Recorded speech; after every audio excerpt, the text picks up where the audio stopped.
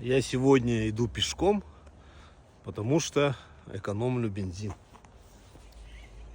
В Якутске есть проблемы с бензином, и я сейчас объясню, что в этом нет ничего страшного и ничего плохого в этих очередях в принципе нет. Конечно, это немножко шокирующее заявление, но я вам сейчас логически объясню. Давайте логически подумаем. Я вот, честно говоря, сначала тоже недоумевал. Посчитал, Якутску в сутки нужно примерно 30-40 бензовозов бензина. Ну, для частных автомобилей.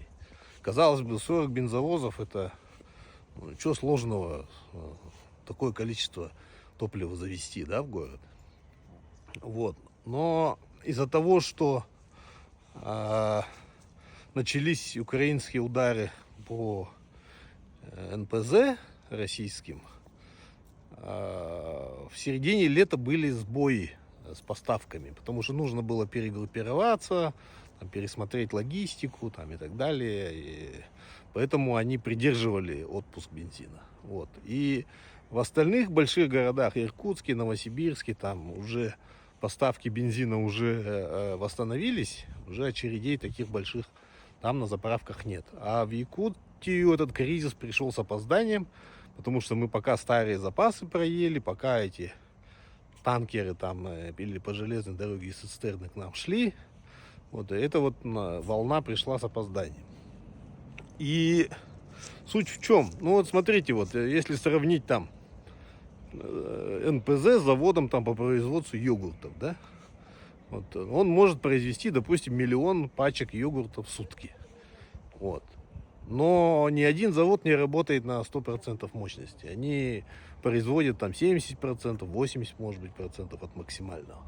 Поэтому все заводы, которые в России были, они работали на таких оборотах.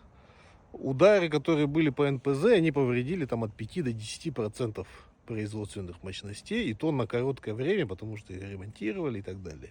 То есть даже с учетом вот этих ударов, все равно Россия может произвести бензина гораздо больше, чем потребляет.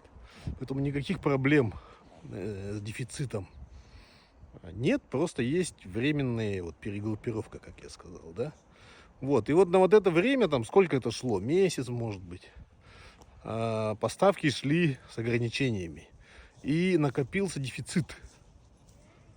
То есть, если Якутск каждый день потребляет 40 бензовозов бензина, а ему отгружали, допустим, по 30 бензовозов в день. То есть 10 бензовозов в день накапливался дефицит топлива. Да? И чтобы этот дефицит компенсировать, нам нужно потреблять, скажем, на 20% меньше бензина, чем обычно. Город Якутск должен потреблять скажем, на протяжении месяца. То есть, допустим, месяц будут стоять очереди, люди будут меньше ездить, и, соответственно, таким образом мы вот этот дефицит покроем. Поэтому я призываю не паниковать, а ходить пешком. Насколько это можно. Чем больше мы будем ходить пешком, чем меньше будем тратить бензина, тем быстрее мы этот дефицит компенсируем и вернемся в нормальное состояние. Вот. И не нужно этого бояться, потому что я говорю, что в больших городах Сибири уже все восстановилось. Там были очереди для того, чтобы снизить потребление и вот этот дефицит покрыть. И они из этого кризиса вышли.